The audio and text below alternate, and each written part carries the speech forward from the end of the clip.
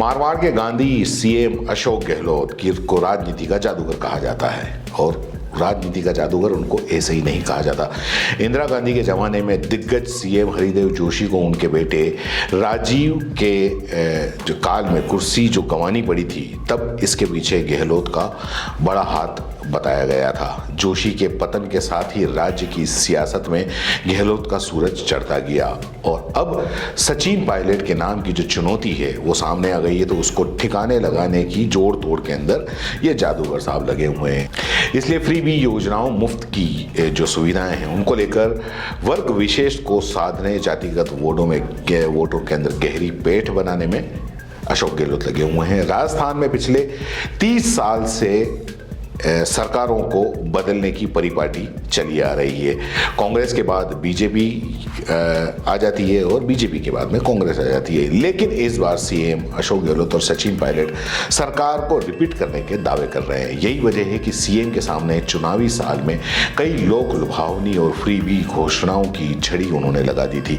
वो हर वर्ग समुदाय को खुश करने के अंदर लगे हुए हैं। हालात ऐसे बन रहे हैं कि यदि इस साल के आखिर में होने वाले चुनाव में सरकारें बदल की रिवायत टूटती है तो कांग्रेस को सरकार बनाने का मौका मिलता है।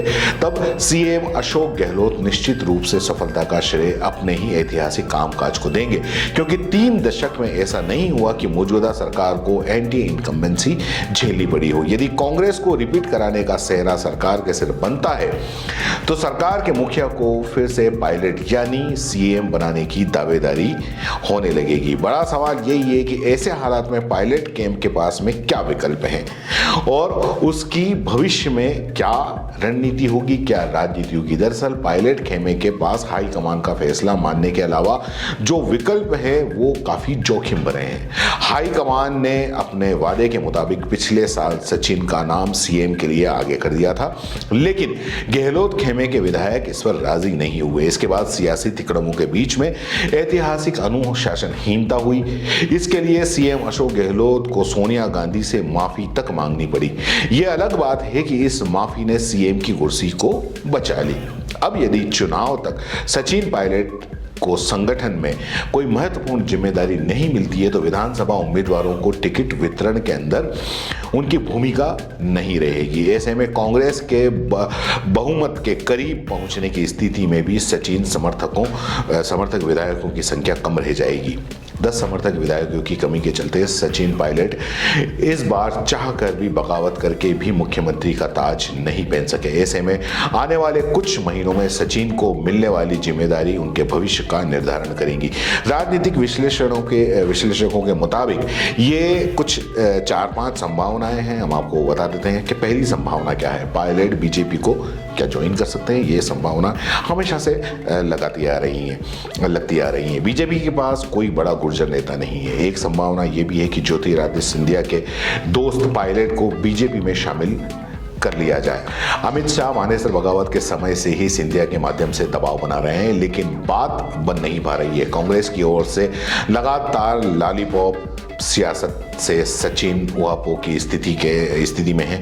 गहलोत सरकार गिराने के लिए उनके पास में पर्याप्त विधायक नहीं है।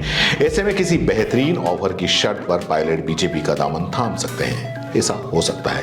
हालांकि इससे बीजेपी में सीएम फेस बने नेताओं के पेट में दर्द हो सकता है। दूसरी संभावना क्या है, प्रदेश अध्यक्ष बनकर वो फ्री हैंड ले। राजनीतिक जानकारों का यह भी मानना है कि इस पूरे विवाद को निपटारे और कांग्रेस को नुकसान से बचाने के लिए आलाकमान ये निर्णय भी कर सकता है कि पायलट को राजस्थान कांग्रेस का अध्यक्ष बना दिया जाए। पायलट इस प्रस्ताव को तभी मान सकते हैं जब उन्हें इलेक्शन तक के लिए पूरी तरीके से फ्री हैंड दे दिया जाए, ताकि वे अगले चुनाव में टिकट वितरण में प्रभावी भूमिका निभा सकें और सरकार रिपीट कराने के अपने जो फॉर्मूले हैं उस पर वो काम कर सकें।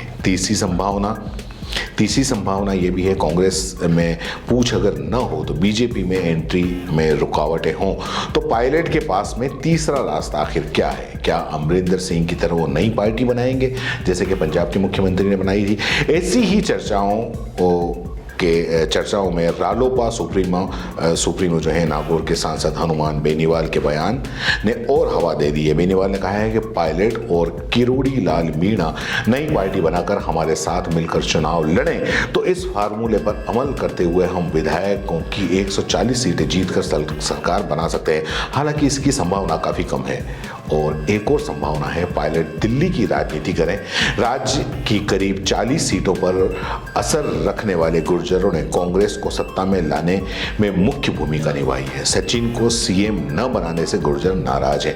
अब सचिन को अगले चुनाव में भी सीएम फेस न बनाने से गुर्जरों की नाराजगी बढ़ सकती है और वो बीजेपी के पाले में जा सकते हैं। इस जो ये स्थिति होगी, विकट स्थिति, इसको देखते हुए हो सकता है कि हाईकमान सचिन पायलट को दिल्ली बुलाकर संगठन की कोई बड़ी और अहम जिम्मेदारी दे दें ताकि समाज के जो वोट है उसको साधने के साथ ही राजस्थान में पायलट वर्सेस गहलोत की जो सियासी टकराव है उसको भी कमजोर किया जा सके। अब देखते हैं कि आने वाले चुनाव के अंदर क्या बैठेगा, जादूगर का जादू बैठेगा या फिर पायलट की उड़ान बरकरार रहेगी। ये तो चुनाव के बाद में या चुनाव जीतने के बाद में ही पता चलेगा। फिलहाल के लिए इतना ही, धन्यवाद।